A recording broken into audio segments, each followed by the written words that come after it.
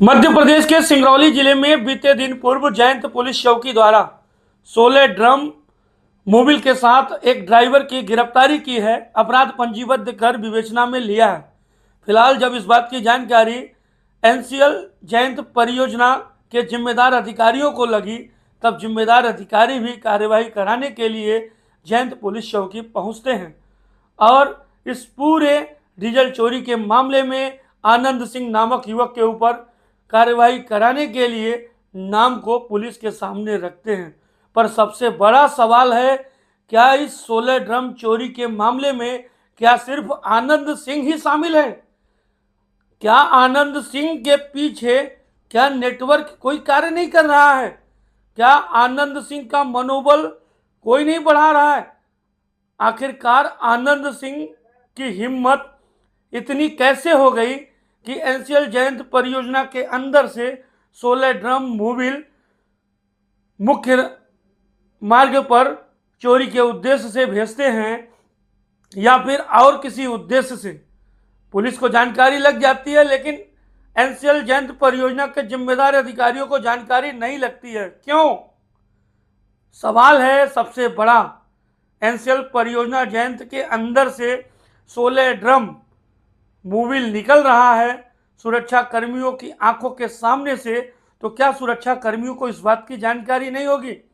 बिल्कुल होगी।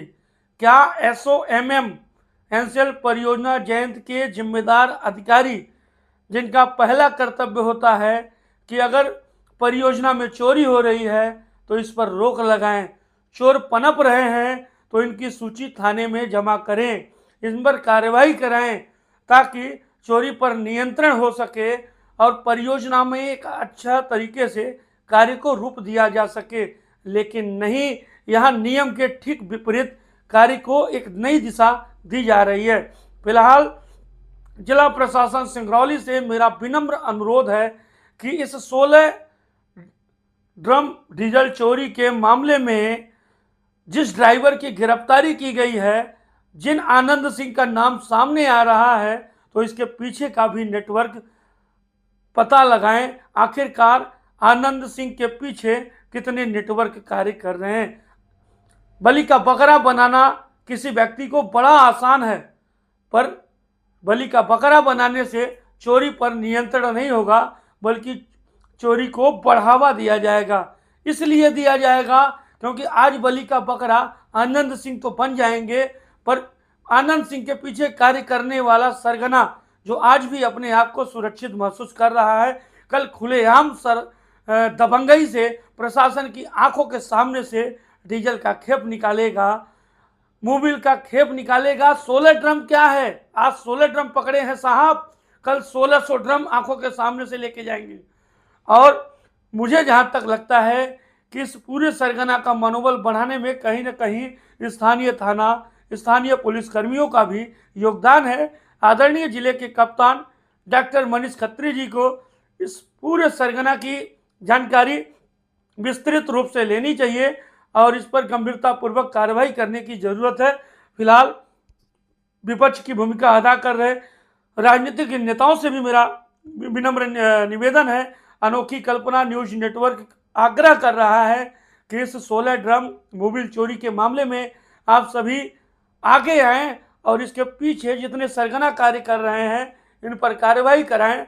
मुख्य रूप से कार्रवाई इस पूरे मामले में एसओएमएम के ऊपर बनती है, जयंत परियोजना, एनसीएल एवं मौजूद सुरक्षा कर्मी, जिनकी आंखों के सामने से 16 ड्रम निकला है। आखिरकार 16 ड्रम जब निकला तो क्या सीसीटीवी तो लगा होगा?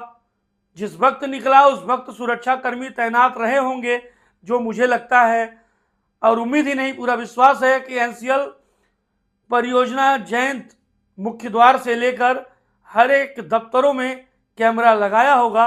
इन कैमरों को की भी जांच विस्तार से होनी चाहिए और फुटेज सार्वजनिक होनी चाहिए, ताकि ऐसे चोरों को जनता भी देखे, जिससे जनता अपने आप को सुरक्षित आगे महसूस कर सके। अगर ऐसे चोर सामने आ रहे हैं चोरी करने के उद्देश्य से, तो जनता ऐसे लोगों से सावधान रहे, पब्लिक सावधान रहे और खासकर एनसीएल परियोजना जयंत के ऊपर कार्य करने वाले वरिष्ठ अधिकारी एनसीएल जयंत परियोजना पर ध्यान दें।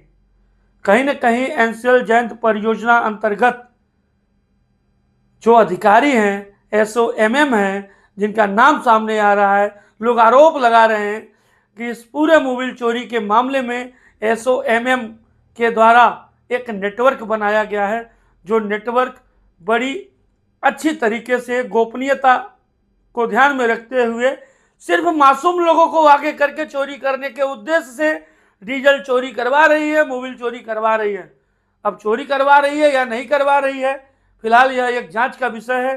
प्रशासन को जांच करना चाहिए और एनसीएल के सीएमडी साहब को इस बात की जानकारी लेकर जांच करने की बहुत सख्त ज़रूरत है। और मुझे लगता है कि ऐसे एसओएमएम जिनके कार्यकाल में 16 ड्रम मोबाइल चोरी हुआ है, ऐसे एसओएमएम को तत्काल प्रभाव से हटाकर अन्यत्र परियोजना में इनको पदस्थ करना चाहिए और इनकी पीछे की कार्यशैली के ऊपर फोकस डालते हुए पूरी तरीके से जांच करने की बहुत ही सख्त ज़रूरत है। बहुत बहुत धन्यवाद सभी को।